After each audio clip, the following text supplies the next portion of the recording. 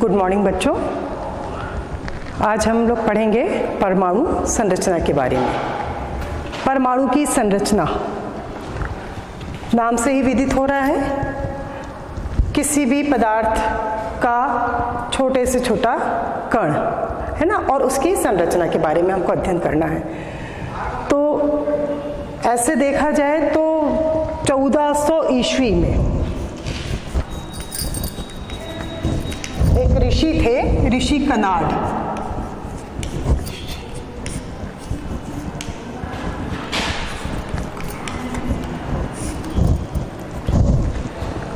इन्होंने ये बताया था 1400 ईस्वी में ऋषि कनाड ने बताया था कि कोई भी पदार्थ बहुत ही सूक्ष्म कणों से मिलकर के बना हुआ है। जैसे ये है चौक, है ना। इस चौक को तोड़ेंगे क्या होगा, 2 टुकड़े में टूट गई, और तोड़ दिया, टूटती जाएगी टूटती जाएगी। कब तक टूटेगी? जब तक कि ये बहुत छोटे छोटे कण में टूट सकती है। अब जैसे लिखते समय ये जो कण उड़ रहे हैं, ये सब कण क्या हो गया, पदार्थ का छोटा सा कण हो गया, जिससे मिलकर के इस पदार्थ की रचना हुई है, इस चौक की रचना हुई है। तो हम ये बोल सकते हैं कि कोई भी पदार्थ टुकड़े में टूटा और ये टुकड़ा कण में टूटा। अब इसी कण के बारे में किसने बताया था? ऋषि कनाड ने बताया था। उन्होंने क्या कहा था कि कोई भी पदार्थ बहुत ही सूक्ष्म कण से मिलकर के बने हैं। इन कणों को अगर और तोड़ा जाता है तो ये कण टूटते हैं अणु में, और अणु टूटेगा परमाणु में। इस तरीके से हम देखते हैं कि पदार्थ की जो रचना हो रही है वो छोटे छोटे कणों से मिलकर हो रही है। पदार्थ किसको बोलेंगे? पदार्थ जिसमें द्रव्यमान भी होता है और जो स्थान घेरता है उसको अपन पदार्थ बोलते हैं। पदार्थ का छोटा कण, अगर हम इस छोटे से कण को तोड़ते हैं तो यह अणु में टूटता है, और अणु को और तोड़ा जाता है तो परमाणु में टूटता है। ये 1400 ईस्वी में कनाड ने बता दिया था, लेकिन इसका कोई एविडेंस नहीं था, प्रमाण नहीं था, इसीलिए यह बात यहीं पे स्टॉप हो गई थी। इसके पश्चात 18वीं सदी में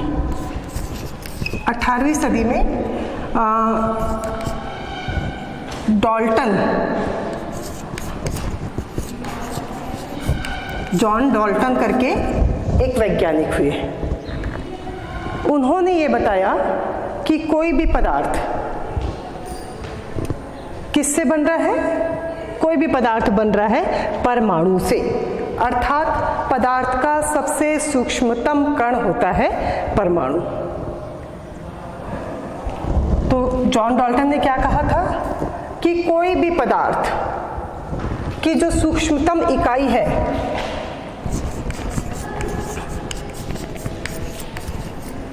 सूक्ष्मतम इकाई ये क्या होती है? सूक्ष्मतम इकाई होती है परमाणु। और इस परमाणु को और अधिक विभाजित नहीं किया जा सकता। अर्थात मूलभूत कण कौन सा हो गया? किसी भी पदार्थ का मूलभूत कण हो गया परमाणु। तो 14वीं शताब्दी में ऋषि कनाड के द्वारा इसकी आधारशिला रख दी गई थी, लेकिन उसके बाद 18वीं सदी तक परमाणु के ऊपर कोई भी कार्य नहीं हुआ। इसके बाद जॉन डाल्टन ने 1803 में ये बताया कि पदार्थ की जो सूक्ष्मतम इकाई होती है वह सूक्ष्मतम इकाई परमाणु है, और परमाणु अविभाज्य है। परमाणु कैसा है? परमाणु अविभाज्य है। अविभाज्य मतलब परमाणु को और अधिक विभाजित नहीं किया जा सकता है। तो परमाणु की और अणु की परिभाषा क्या होनी चाहिए? परमाणु और अणु, है ना, ये दोनों पदार्थ, ये दोनों शब्दों की का अर्थ समझ लें, इन दोनों की परिभाषा समझ लें।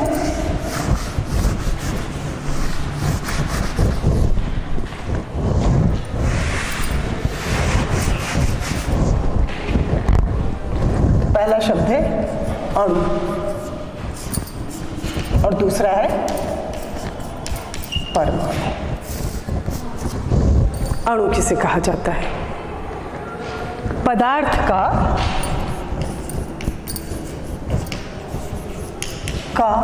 वह सूक्ष्मतम कण, सूक्ष्म कण जो स्वतंत्र अवस्था में रह सकता है।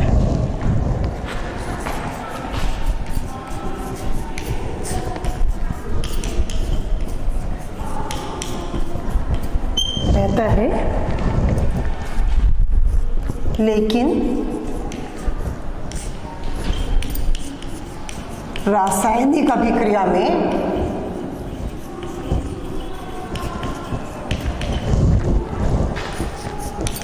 भाग नहीं लेता।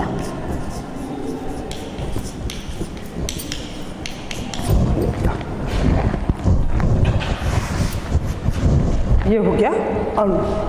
अणु मतलब पदार्थ का वह सूक्ष्म कण जो स्वतंत्र अवस्था में तो रह सकता है लेकिन रासायनिक अभिक्रिया में भाग नहीं लेता।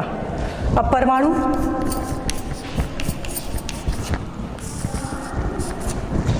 परमाणु क्या होता है? परमाणु पदार्थ का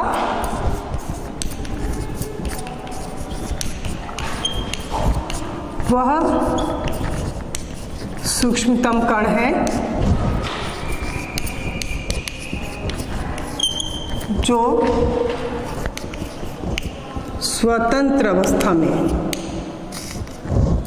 स्वतंत्र अवस्था में नहीं रह सकता।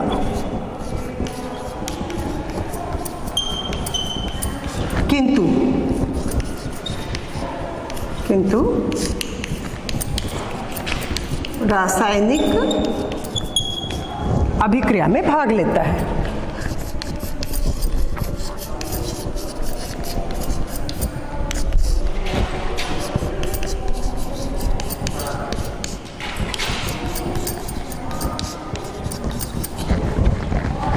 तो एक बार पुनः दोहरा रही हूँ, अणु पदार्थ का वह सूक्ष्मतम कण होता है जो स्वतंत्र अवस्था में रह सकता है लेकिन रासायनिक अभिक्रिया में भाग नहीं लेता। जबकि परमाणु क्या होता है? परमाणु पदार्थ का वह सूक्ष्मतम कण है जो स्वतंत्र अवस्था में नहीं रह सकता लेकिन यह रासायनिक अभिक्रिया में भाग लेता है। तो अब अणु कैसे बनेगा और परमाणु कैसे बनेगा, इसके एक एग्जाम्पल से अपन देख लेते हैं। इसका एग्जाम्पल लेते हैं अपन, मान लीजिए पानी, सूत्र होता है H2O, है ना? हाइड्रोजन, ऑक्सीजन, ये सब क्या है? ये पूरा एक अणु है। ये हाइड्रोजन और ऑक्सीजन से मिला हुआ पानी का अणु है, ये हाइड्रोजन का अणु है, ये ऑक्सीजन का अणु है। ठीक है। अब इसके परमाणु, यह एक अणु हाइड्रोजन के 2 और ऑक्सीजन के 1 परमाणु से मिलकर बना है। यह हाइड्रोजन के ही 2 परमाणुओं से मिलकर बना है और यह ऑक्सीजन के 2 परमाणुओं से मिलकर के बना हुआ है। तो अणु और परमाणु में अंतर समझ में आ गया। परमाणु सूक्ष्मतम कण होता है ना? और इसका निर्माण कैसे हो रहा है? कोई अणु कैसे बन रहा है? परमाणुओं के द्वारा। परमाणु को जॉन डाल्टन ने यह बताया था कि पदार्थ की सबसे सूक्ष्मतम इकाई है। मतलब पदार्थ का मूलभूत कण परमाणु को कहा गया था। कब कहा गया था? 18वीं सदी में जॉन डाल्टन के द्वारा कहा गया था। अब इसके एग्जाम्पल देख लेते हैं अपन अणु और परमाणु के।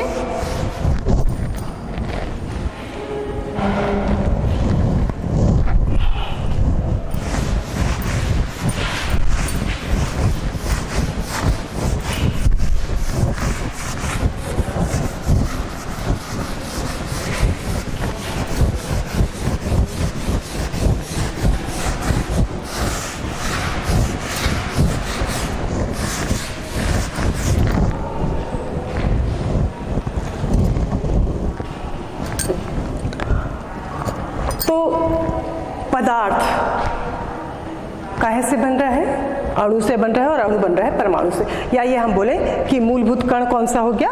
परमाणु हो गया। अब परमाणु के द्वारा किसी अणु का जो निर्माण होता है वह क्या कहलाता है? जैसे बता दूं मैं, आपने नाम सुना है तत्व और यौगिक, है ना? तत्व, तत्व किसे कहा जाता है? वे पदार्थ जो एक ही प्रकार के परमाणुओं से बने हुए होते हैं, है ना? जैसे हाइड्रोजन, हाइड्रोजन के परमाणु ऑक्सीजन के परमाणु से अलग होंगे, उसका भार अलग होगा, उसके संरचना अलग होगी। तो किसी तत्व का निर्माण कैसे होता है? तत्व बनता है एक ही प्रकार के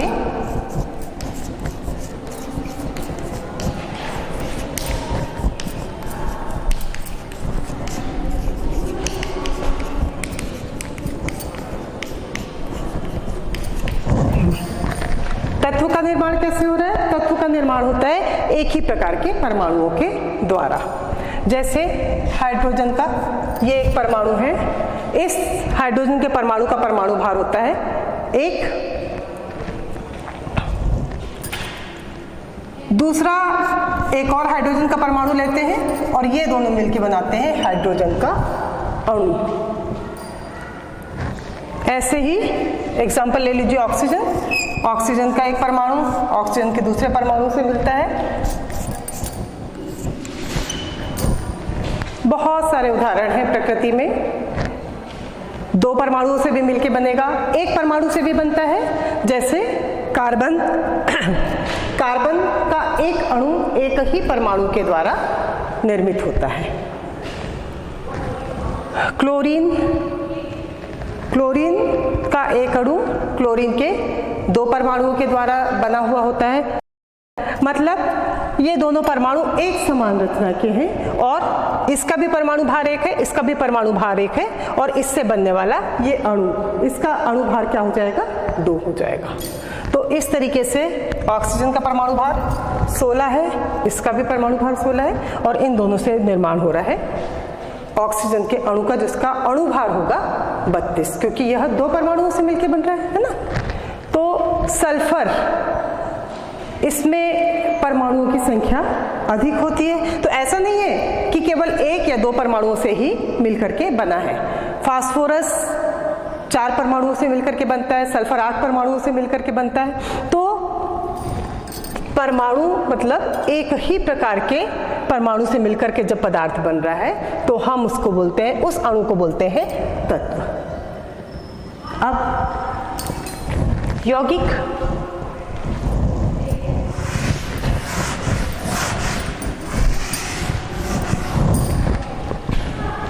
जब अलग अलग प्रकार के परमाणु मिलते हैं तो किसका निर्माण होता है? तो निर्माण होता है जिस अणु का, उसको कहा जाता है यौगिक। मतलब अगर हम यौगिक की रचना देखें तो उसे हम 2 प्रकार के परमाणु पाएंगे। यदि हम तत्व की रचना देखें तो हमें पता चलता है कि उसमें केवल एक ही प्रकार के परमाणु हैं। अब इसके पहले मैंने आपको यह भी बताया था कि जो परमाणु होते हैं वे रासायनिक अभिक्रिया में भाग लेते हैं, अर्थात परमाणुओं के मिलने के कारण ही अणु का निर्माण हो रहा है, तत्व का निर्माण हो रहा है, उनके मिलने के कारण ही यौगिक का निर्माण होता है। तो अब यौगिक देख लेते हैं। जैसे अभी बताया पानी, इसमें हाइड्रोजन के 2 परमाणु हैं और ऑक्सीजन का 1 परमाणु होता है। कार्बन डाइऑक्साइड, वातावरण में कार्बन डाइऑक्साइड गैस बहुतायत में पाई जाती है, जिसको पौधे प्रकाश संश्लेषण की क्रिया के द्वारा भोजन बनाने के लिए उपयोग में लाते हैं, है ना। तो इसमें कार्बन का 1 परमाणु और ऑक्सीजन के 2 परमाणु हैं। इस तरीके से इसमें टोटल कितने परमाणु हो गए? 3 परमाणु से मिलकर बना हुआ है। लेकिन 3 परमाणु 2 प्रकार के हैं। कार्बन का परमाणु और ऑक्सीजन का परमाणु, है ना। वैसे ही पानी भी 3 परमाणुओं से मिलकर के बन रहा है, 2 हाइड्रोजन के और 1 ऑक्सीजन का। उदाहरण दूसरा ले लेते हैं, HCl, हाइड्रोजन का 1 परमाणु, क्लोरीन का 1 परमाणु, तो यह भी 2 परमाणुओं से मिलकर के बन रहा है। ऐसा नहीं है कि कोई यौगिक केवल 2 परमाणुओं से ही मिलकर के बनेगा, ज़्यादा से भी मिलकर बन सकता है। सल्फ्यूरिक अम्ल, हाइड्रोजन के 2 परमाणु, सल्फर का 1 परमाणु और ऑक्सीजन के 4 परमाणु, टोटल 7 परमाणुओं से मिलकर के सल्फ्यूरिक अम्ल का निर्माण हो रहा है। तो क्या कहा जा सकता है कि वे पदार्थ जो किसी अणु के निर्माण करने में सहायक होते हैं परमाणु कहला रहे हैं। जॉन डाल्टन ने क्या बताया था कि परमाणु ही पदार्थ की सूक्ष्मतम इकाई है और किसी भी परमाणु को और अधिक विभाजित नहीं किया जा सकता है ना। अब यदि हमको इसका, ये तो हो गया परमाणु का भार पता है। परमाणु का भार अगर हमको पता है तो क्या हम किसी तत्व का अणुभार ज्ञात कर सकते हैं? जैसे हमें पानी का अणुभार ज्ञात करना है ना। पानी एक अणु हो गया, किसका अणु है? हाइड्रोजन और ऑक्सीजन का। तो इसका अणुभार कैसे ज्ञात करेंगे?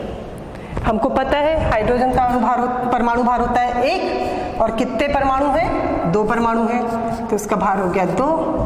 ऑक्सीजन का परमाणु भार होता है 16 और कितने परमाणु हैं?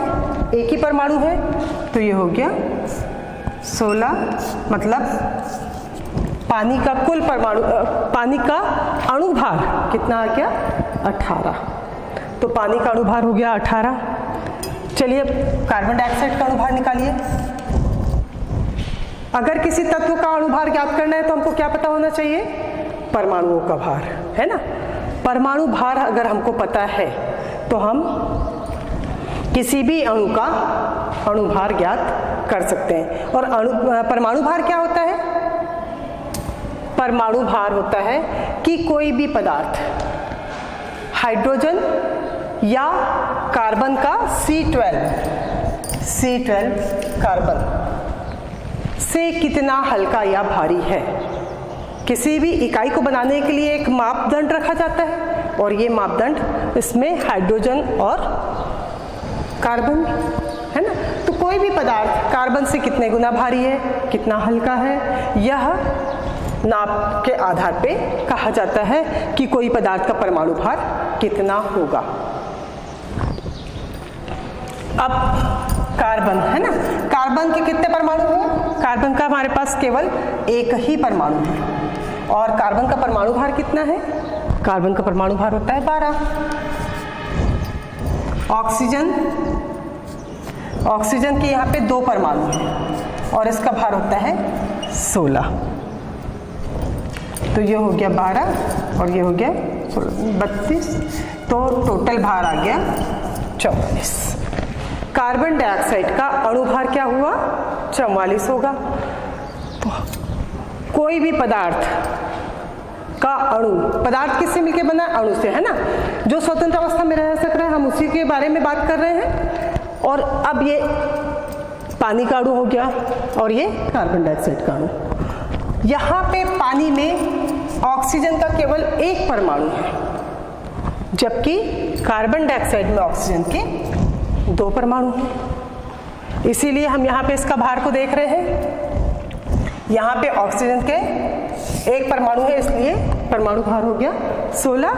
और यहाँ पे ऑक्सीजन के हमने कितने परमाणु लिए हैं? 2 परमाणु लिए, इसलिए इसका भार हो गया 32। अर्थात कार्बन डाइऑक्साइड का परमाणु भार हो गया 44, अणुभार हो गया 44, है ना, क्योंकि कार्बन और ऑक्सीजन के अणु से मिलकर के यह बन रहा है। चलिए सल्फ्यूरिक एसिड का निकाल लेते हैं।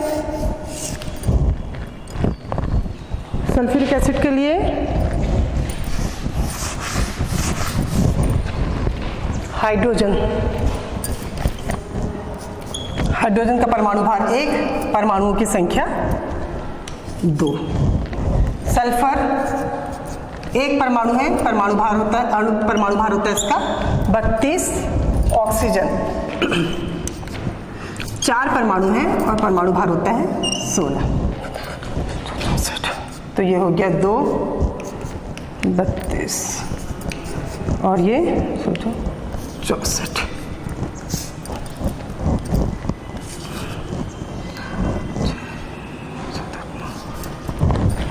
है ना। मतलब क्या हुआ, किसी भी पदार्थ का अगर हमको अणु भार ज्ञात करना है तो हमको उसका परमाणु भार मालूम होना चाहिए, और परमाणु भार सबका निश्चित है, जो कार्बन की तुलना जिसमें कि कार्बन की तुलना से हम उसका परमाणु भार ज्ञात कर चुके हैं ना। अब अलग अलग तत्वों के मिलने से यौगिक बनते हैं, तो उसमें पदार्थ के परमाणुओं की मात्रा भी अलग अलग होती है। जैसे यहाँ पे ऑक्सीजन 1 परमाणु है, यहाँ पे 2 है और इसमें 4 परमाणु है। तो इस तरीके से हम किसी भी पदार्थ का अणु भार ज्ञात कर सकते हैं। अच्छा, इसको ज्ञात करने के लिए जो इकाई होती है उसको हम ज्ञात करते हैं AMU में, एटॉमिक मास यूनिट। क्या कहलाता है? Atomic mass unit. तो किसी भी पदार्थ का परमाणु, उसकी रचना कैसी होती है, किससे मिलके बनता है, ये हम लोग पढ़ चुके हैं, इसकी परिभाषा पढ़ चुके हैं। क्या होता है?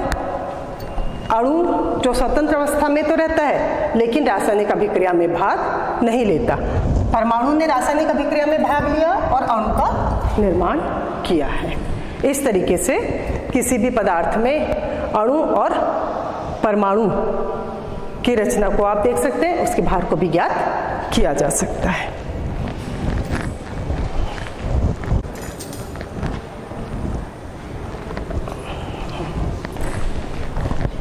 अब जैसा जॉन डाल्टन ने बताया था कि परमाणु अविभाज्य है ना।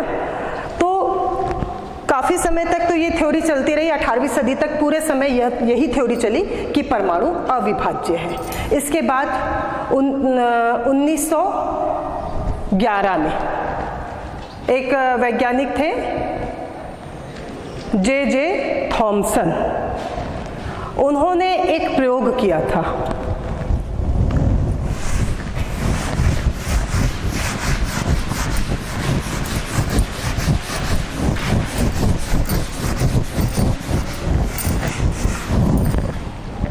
सर जे थॉमसन ने क्या प्रयोग किया कि उन्होंने एक विसर्जन नलिका लिया।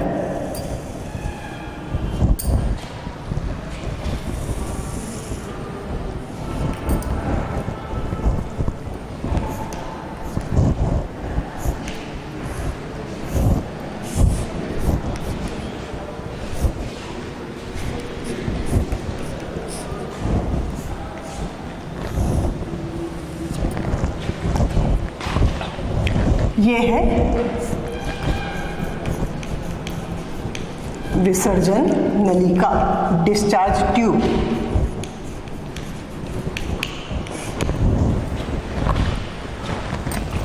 इसके अंदर गैस भरी हुई है। क्या भरा है? गैस। अब ये गैस कोई भी हो सकती है, हाइड्रोजन लीजिए, ऑक्सीजन लीजिए, कार्बन डाइऑक्साइड लीजिए, किसी भी गैस को लिया जा सकता है।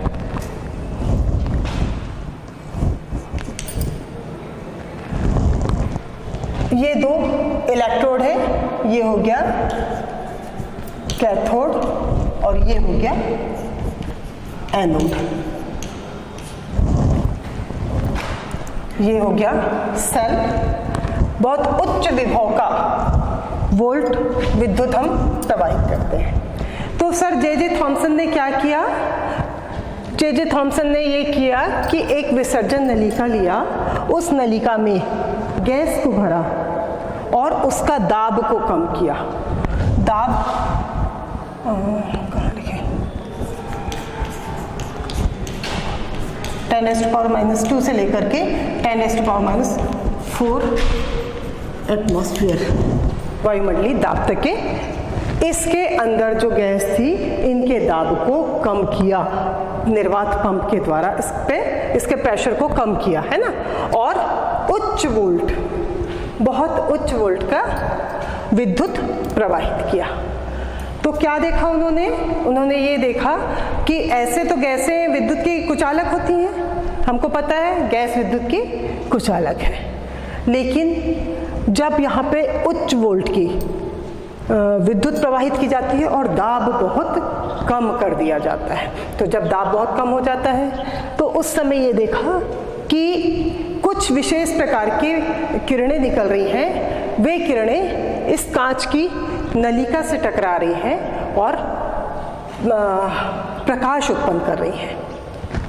क्या कर रही है? नलिका से टकरा करके प्रकाश उत्पन्न करती हैं, और यही प्रकाश को प्रतिदीप्ति कहा जाता है ना, प्रतिदीप्ति। अलग अलग गैस अलग अलग रंग की प्रतिदीप्ति उत्पन्न कर सकती है। तो जे थॉमसन ने क्या काम किया था? उन्होंने एक विसर्जन नलिका लिया था, उस विसर्जन नलिका में गैस भर दिया और उसका दाब को बहुत कम किया। कितना कम किया? लगभग 10⁻⁻² से लेकर 10⁻⁴ एटमॉस्फेयर वायुमंडलीय दाब को कर दिया और बहुत उच्च वोल्ट की विद्युत प्रवाहित की। तो क्या देखा? कुछ समय के बाद कंटिन्यूअस कुछ किरणें निकल रही हैं और ये किरणें कांच पे टकरा रही हैं और अलग अलग रंग का प्रकाश उत्पन्न कर रही हैं, जिसको अपन बोल सकते हैं कि अलग अलग रंग की प्रतिदीप्ति उत्पन्न कर रही हैं। यह प्रयोग किसने किया था? ये प्रयोग किया था जे थॉमसन ने। और इसके बाद ये जो किरणें निकल रही हैं, इन किरणों को नाम दिया गया कैथोड किरणें। क्या नाम दिया गया? कैथोड किरण। ठीक है, ये कैथोड किरणें जिन कणों से मिलकर के बन रही हैं, ये देखा गया कि ये ऋण आवेशित कण है और धन प्लेट की ओर आकर्षित हो रहा है। कौन से प्रकार का कण है? ऋण आवेशित कण है और धन प्लेट की ओर आकर्षित हो रहा है। तो एक वैज्ञानिक थे स्टोनी करके, इन्होंने इस कण का नाम इलेक्ट्रॉन रखा था। इलेक्ट्रॉन नाम दिया था।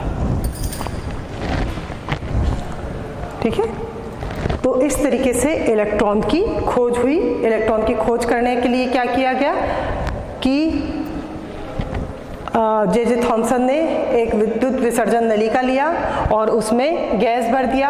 हम जानते हैं गैस विद्युत की कुचालक होती है, लेकिन जब दाब बहुत अधिक कर दिया जाता है और दाब अधिक करने के साथ साथ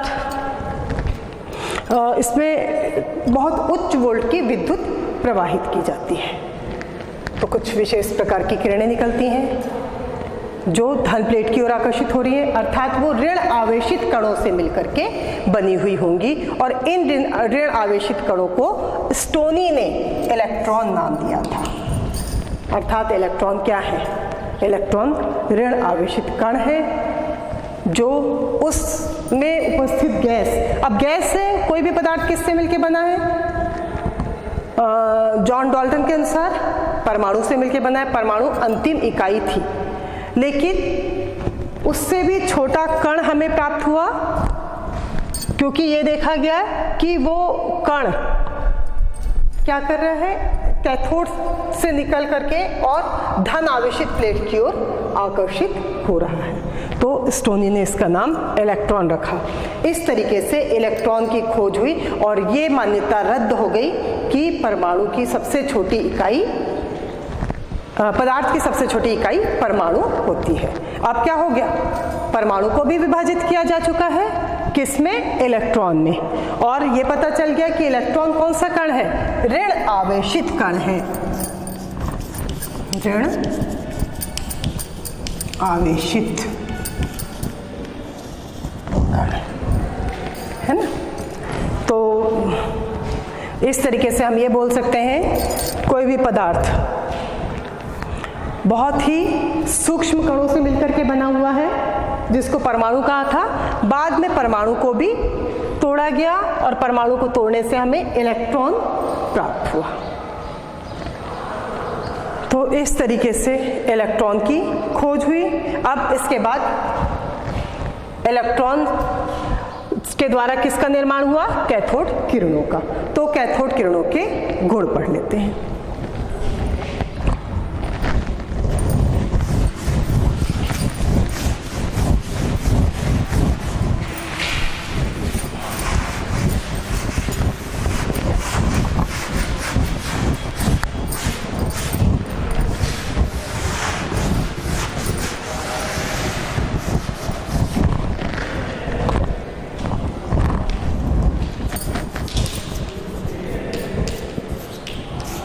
कैथोड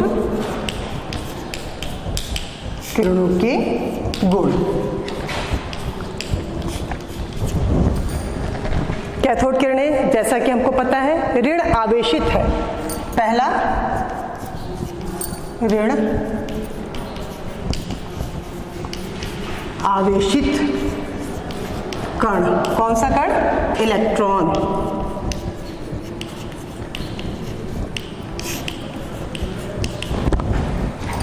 इलेक्ट्रॉन से बनी हुई है। तो हम क्या बोल सकते हैं कि कैथोड किरणें ऋण आवेशित इलेक्ट्रॉन से बनी हुई होती है। यह है, चूंकि अपन ने देखा था ऋण आवेशित कण धन प्लेट की ओर विक्षेपित हो रही है, तो क्या बोल सकते हैं कि यह विद्युतीय और चुंबकीय दोनों क्षेत्र की ओर विक्षेपित होती है। दूसरा, सरल रेखा में गमन करती है।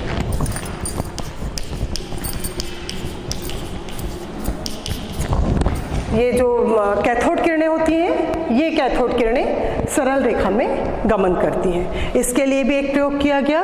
जब कैथोड किरणें निकल रही थी तो उस समय एक अपारदर्शी तख्ते को, धातु को के तख्ते को ला करके रख दिया गया। क्या देखा गया कि वो उसकी छाया बन रही है, मतलब किरणें सीधी रेखा में गमन कर रही हैं और आर पार नहीं जा पा रही हैं। इस तरीके से क्या कहा जा सकता है कि कैथोड किरणें ऋण आवेशित इलेक्ट्रॉन से बनी हुई कण है जो कि सरल रेखा में गमन करती है। इसके बाद विद्युतीय और चुंबकीय क्षेत्र में भी विक्षेपित हो जाती है ना। फिर इनमें गतिज ऊर्जा पाई जाती है। तीसरा, इन किरणों में गतिज ऊर्जा होती है। अब कैसे पता चलेगा कि इन किरणों में गतिज ऊर्जा है? अगर जहां कैथोड किरणें निकल रही हैं उनके बीच में अगर एक चक्र रख दिया जाए तो वो चक्र घूमने लगता है।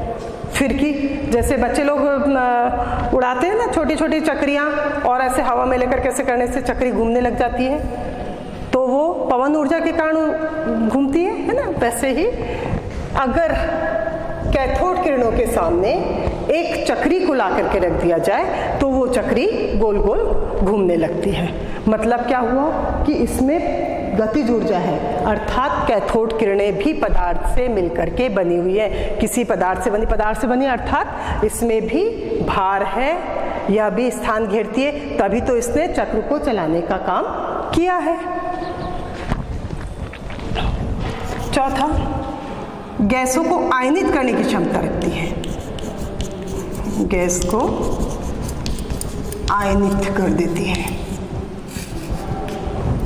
ये जो कैथोड किरणें होती हैं, कैथोड किरणें गैस में से, चूंकि अब ये इलेक्ट्रॉन की बनी है ना, तो इसमें से अगर इलेक्ट्रॉन निकल जाएगा अर्थात वो आयन में परिवर्तित हो जाएगी। तो ये कहा जा सकता है कि कैथोड किरणें गैसों को आयनित कर देती हैं। और कैथोड किरणों की एक बहुत ही महत्वपूर्ण भूमिका या बोले विशेषता, कैथोड किरणें टंगस्टन धातु से, टंगस्टन धातु से टकरा करके एक्स रे उत्पन्न करती है, एक्स किरण उत्पन्न करती हैं। और एक्स किरणों का कितना अधिक उपयोग है हम सब जानते हैं। अगर किसी व्यक्ति के हाथ पैर की हड्डी टूट जाए, शरीर की हड्डी टूट जाए, तो किसके द्वारा पता चलता है हमको? एक्स किरणों के द्वारा। एक्सरे कराया जाता है ना, कितने लोगों ने एक्सरे करवाया है? करवाते हो? कभी किसी की अगर हड्डी टूट जाती है तो एक्स किरणों के द्वारा पता चलता है। अर्थात क्या होता है? एक्स किरणें भेदने का काम करती है, ये बोल सकते हैं, किसी भी वस्तु के आर पार जाने की क्षमता रखती है। तो इस तरीके से ये कहा जा सकता है कि टंगस्टन जैसी धातु में टकरा करके कैथोड किरणें एक्स किरणें उत्पन्न करती हैं। इनमें बहुत पतले चादर को भेदने की भी क्षमता होती है। पतला चादर, किसी धातु की अगर पतली शीट है तो बहुत पतली शीट को भेदने की क्षमता रखती है। ये हो गया कैथोड किरणों के कुछ गुण।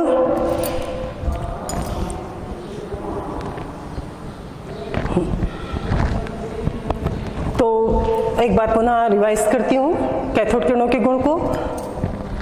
कैथोड किरणें धन प्लेट की ओर आकर्षित हो रही है, अर्थात ऋण आवेशित कण इलेक्ट्रॉन से मिलकर के बनी है। दूसरा, कैथोड किरणें सरल रेखा में गमन करती हैं। कैसे बोलेंगे कैथोड किरणें सरल रेखा में गमन कर रही हैं?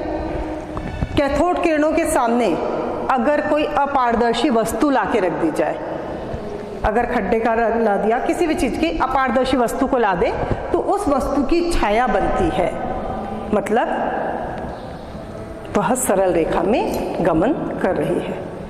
और विद्युत और चुंबकीय क्षेत्र की ओर विक्षेपित होती है, ये बता चुकी हूँ। इनमें गतिज ऊर्जा पाई जाती है। गतिज ऊर्जा पाई जाती है क्योंकि यह पदार्थ से बनी हुई है, अर्थात इसमें भी भार भी होता है, स्थान भी घेरती है ना। और इससे कैसे पता चलेगा कि इसमें गतिज ऊर्जा पाई जा रही है? इसके सामने अगर किसी चक्री को लाके रख दिया जाए तो वो गोल गोल घूमने लगती है। तो क्या बोलेंगे कि कैथोड किरणें गैसों को आयनित भी कर सक रही हैं और गतिज ऊर्जा पाई जा रही है। गतिज ऊर्जा के कारण ये चक्र चलने लगता है। गैसों को आयनित कर रही हैं, गैसों को आयनित कर रही हैं, अर्थात किसी भी गैस में से अगर इलेक्ट्रॉन निकलेगा, क्या बच जाएगा? उसके पास धनावेशित कण बचेगा। तो हम ये बोल सकते हैं कि वो गैसों को आयनित करने का काम भी कर सकती हैं और बहुत पतले चादर को भेदने की क्षमता होती है।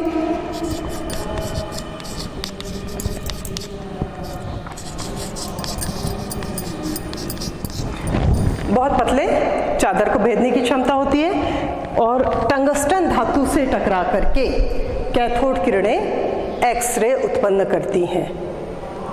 ये हो गया। इसके बाद एक और पॉइंट है, वह इसका EM अनुपात।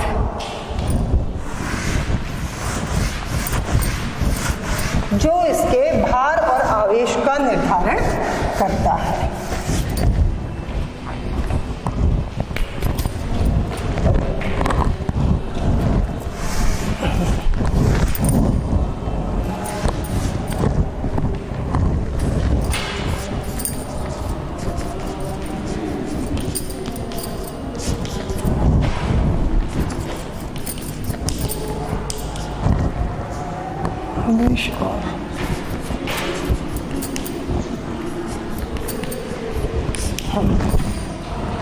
EM अनुपात मतलब किसी भी पदार्थ ना बोले, ये बोले कैथोड किरणें जिन इलेक्ट्रॉन से मिलकर बनी है, उन इलेक्ट्रॉनों का आवेश और उसका द्रव्यमान।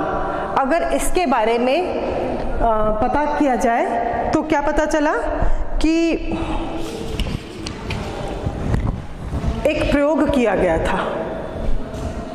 गया और उस प्रयोग से ये सिद्ध हुआ था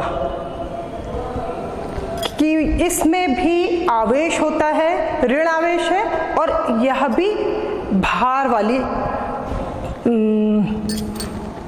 इलेक्ट्रॉन से मिलके बनी है। अब इसका जो आवेश है वह आवेश कितना है? इसका आवेश होता है 1.76 गुणित 10 की घात 8 ये आवेश,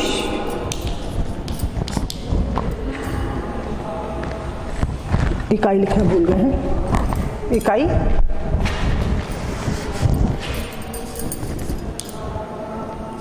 कूलाम प्रति ग्राम।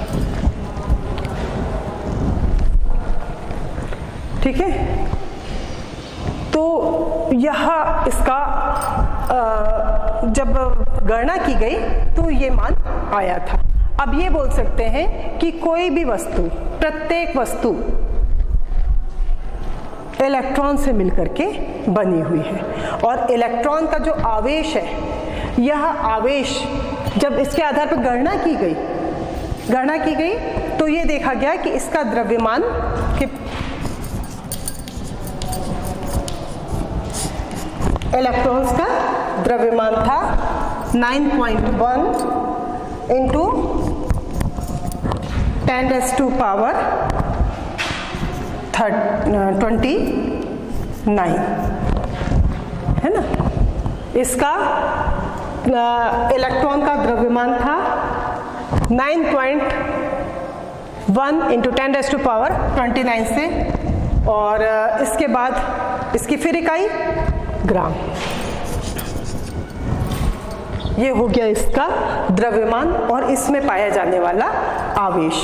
आवेश कितना था? 1.602 गुणित 10 की घात 19, ये इसका आवेश किस में नापेंगे? कूलाम में। कूलाम। तो ये कह सकते हैं कि कैथोड किरणें या इलेक्ट्रॉन हाइड्रोजन का, इसका द्रव्यमान अपन निकाल रहे हैं ना, तो ये हाइड्रोजन का 1/1838 इतना गुना भारी है, इतना गुना हल्का है। हाइड्रोजन इससे इतने गुना भारी होता है। अर्थात क्या कहा जा सकता है? इलेक्ट्रॉन बहुत ही हल्का कण है, इसका भार हाइड्रोजन के भार का भी 1/1838 गुना होता है, मतलब बहुत ही हल्का कण है। या अगर हम इसको ग्राम में देखें तो 9.1 इंटू 10⁻29 यह इसका भार हो गया और ये इसका आवेश। Thank you.